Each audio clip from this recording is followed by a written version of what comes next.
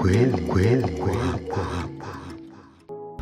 Rapa maarufu bwana kutoka Marekani Cardi B amejikuta katika mkono wa sheria. Hii ni baada ya kuposti picha yake mwenyewe kwenye mitandao ya kijamii bila idhini ya mpiga picha.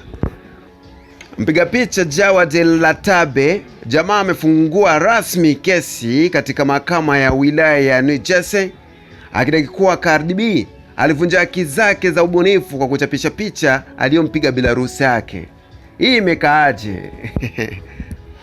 Na picha hiyo bana ilikuwa inamuonyesha Cardi B akiwa amevalia suti ya mpira wa rangi ya zambarau kwenye hafla ya Netflix. Kwa mujibu wa El-Latabe, anasema kwamba picha hiyo ilisajiliwa kama mali yake katika ofisi ya kimiliki ya Marekani tangu mwaka 2019 hivi. Na katika kile kinachoibua mjadala mkubwa mitandaoni ni kutoka kwa mashabiki wanaojiuliza ikiwa inawezekanaje kweli kushtakiwa kwa kuposti picha yako mwenyewe.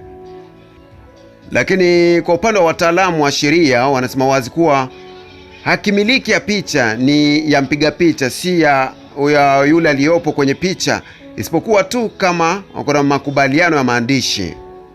Kwa hiyo kesi hiyo sasa iko mahakamani na Cardi B anaweza kulazimika kulipa fidia kwa picha yake mwenyewe.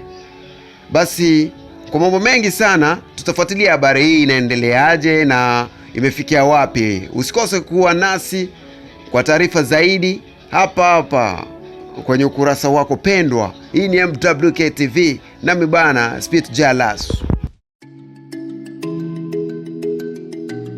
Kweli.